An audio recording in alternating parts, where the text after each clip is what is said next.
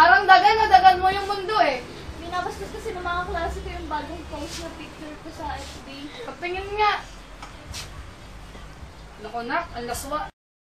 Na, nagdidesisyon ka na mag-post ng labas ang dibdib. Ngayon, ikaw pa nag-iinerte na binabastos ka. Nakasura na.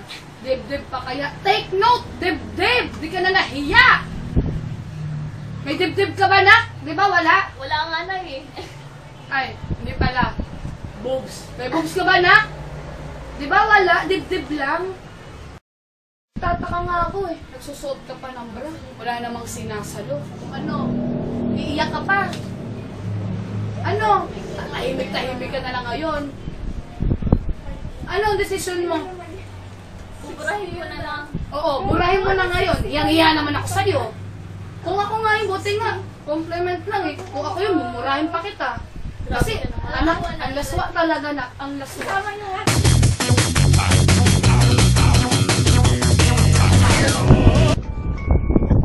Hello? Jack, asan ka na? Ano ba yan? Ang tagal-tagal mo naman. Post mo. Ah? O sige, wait kita ha. Okay. Ano ba yan? Ano, buhay ka pa? Ako, papapirma. Wala mang, sino pipirma? Siya. Andito yan sa taas. Next! Ay, teka lang, papasingit ako saglit. Saglit lang itong pirma na to. May ballpen ka ba? Wala. Alright, may binibenta akong ballpen. May 15, may 20, may 5. Mamili ka na saan dyan. 20. Social din ako eh. O, eh, paano mo social? Mas social to. O, tingnan mo. O, di ba? Tsura pa lang. na, bilis. O, next! Ano problema? Marami akong problema. Laksan nyo ah. Mga bala ko i-share. Yung aso namin, namatay. Yung halaman namin sa garden, nalanta. Sabi nga ni Kuya Yexel, mas mabuti na nabuhay tayo na may problema at least kahit paano nakakaahon tayo.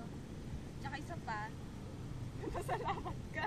Maswerte ka kasi ikaw ang nabuhay. Sila dami ng sperm cell ng tatay mo. Yung iba, kapag ginagawa nila yung baby, station na pupunta. Yung iba naman sa kumot. Eh, ikaw nabuhay ka pa, di ba? Kaya dapat magpakasaya ka.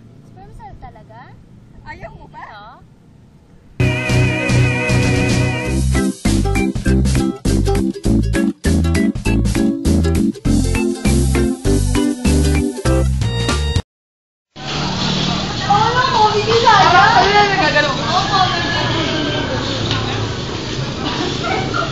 Sir, I'm Betty!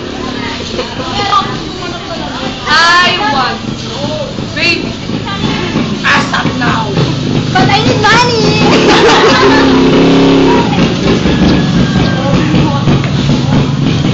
You want baby? I want. Come here to Papa. Let's do it. Kailan? Saan? I'm excited. Ayun na, bukid o. Yun eh, dyan sa may simbahan para diretso kasal. Kasalanan. Kasalanan kayo. Lalaro ko na kay Sir.